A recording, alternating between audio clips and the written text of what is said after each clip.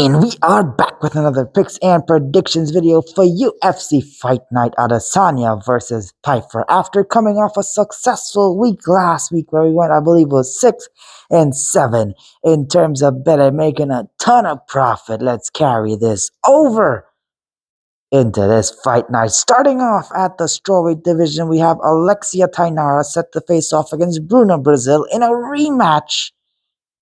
At the strawweight division, I like the side of Alexia Thainara. Here's the thing though, her only loss came to Bruno, Brazil. The fight is on YouTube if you want to see it. It's so scrappy. Like, she got the fight down to the ground in the second round. She controlled the fight. Bruno, Brazil looked kind of injured.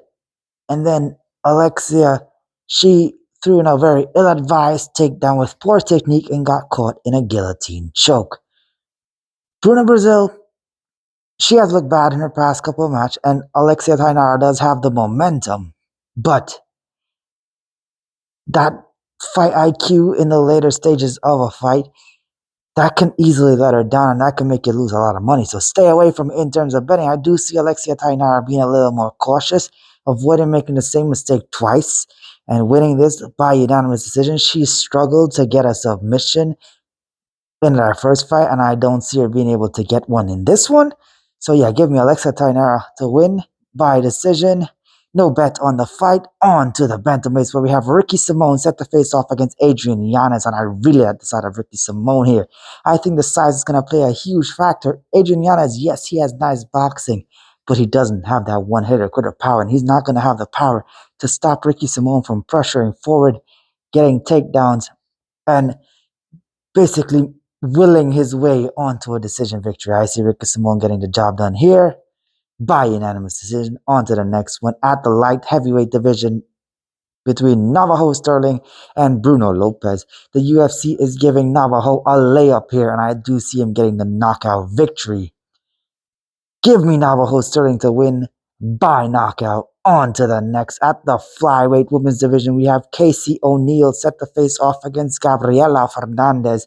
Casey O'Neill has been very inactive, but she has superior grappling, and I do see her getting this fight down to the ground, controlling the fight, and winning a unanimous decision, but highly recommend you stay away from this one. In terms of betting, Gabriella Fernandes, she has looked better in her recent fights. Her takedown defense has improved, and if she can keep the fight standing, she should be able to win the striking, but I don't see her being able to keep it on the feet. On to the next one at the heavyweight division, we have Marcin Tybura set to face off against Tyrell Fortune. Tyrell is going to make his UFC debut. He has been very active. Tybura has looked atrocious, to be completely honest, at the UFC level in his past couple of fights, and I do see Tyrell Fortune getting the takedowns and getting a ground and pound finish. Highly recommend you stay away from it in terms of betting because it is a UFC debut, but give me Tyrell Fortune to win by KO. Next up, we're going to the lightweights where we have Chase Hooper set to face off against Lance Gibson Jr. I think Chase Hooper uses his superior grappling, gets the fight down to the ground, and gets a submission victory. He is so high level on the ground, but if Lance can keep this fight standing, he should pick Chase Hooper apart in the striking. So that's why you should stay away from it in terms of betting, but give me Chase Hooper to win by sub. Next up, we're going back to the lightweights where we have Ignacio Bahamondes set to face off against Tofiq Musayev. And this one, I really like the side of Ignacio here. He is a superior striker. He is long, lengthy. He has a solid frame for the weight class. And Tofiq, we didn't see much of him in his last fight against Miktebek Orabai, and Miktebek just walked right through him. Ignacio, he's going to keep pressuring forward. Hopefully he doesn't do too much of the wrestling and he tries to keep his striking, because I do see him getting the better of Tofiq in the striking, landing some solid blows. Even if the fight goes down to the ground, I see him as a superior grappler. So give me Ignacio Bahamondes to win inside the distance. I'm leaning more towards KO, but Ignacio to win under 2.5 is going to be the play for this one. On to the next at the lightweight division yet again, where we have Terrance McKinney set to face off against Kyle Nelson. Terrance McKinney He comes out swinging and he's going to either finish you or get finished. I mean, that's the generic breakdown you're going to hear from just about everybody. But Kyle Nelson has proven to be a very, very good fighter at the UFC level. I mean, beating Bill Algeo by KO, that's a good feather in his cap because Bill Algeo has proven to be very elusive in the UFC. But Terrance McKinney, I see him marching forward, getting clipped and getting put out by Kyle Nelson. I see him having some early success, getting a bit reckless in the defense department, and Kyle Nelson putting him out. So give me Kyle Nelson to win by KO, but no bet on the fight. Just watch and enjoy. On to the middleweights where we have Mansur Abdul-Malik set to face off against Yousri Belgaroui.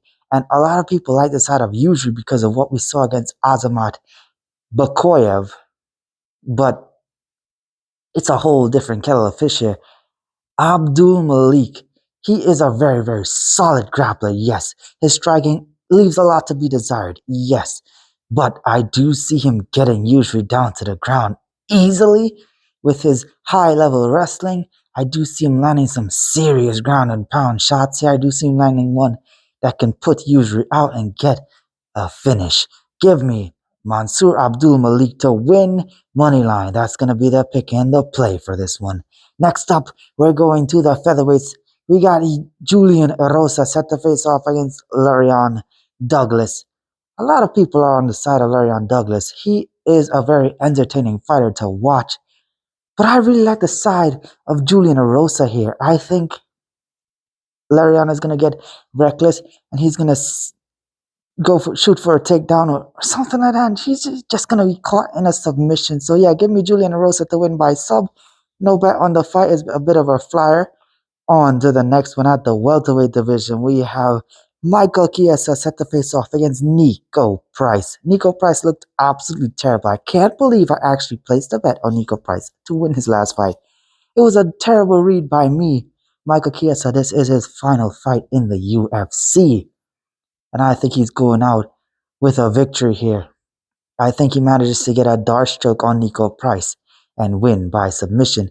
Niko Price, when he faced Robbie Lawler in that retirement fight, it looked like he just gave away the victory to Robbie Lawler. And I see him doing the same against Michael Chiesa. No bet on the fight, because anything can happen. These two guys are not that great anymore.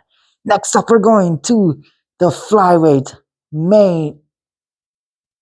On to the co-main event at the women's flyweight division. We have a rematch between Alexia Grasso and Maycee Barber. Guys, I love the side of the underdog here. The underdog actually won this first matchup. She proved to be a superior striker. She had some good reversals when Maycee got the fight down to the ground. I don't understand why everybody is so hyped on Maycee Barber here. I see Maycee Barber losing another decision to Alexia Grasso. On to the main event where we have Israel Stylebender Adesanya set to face off against Joe Pyfer.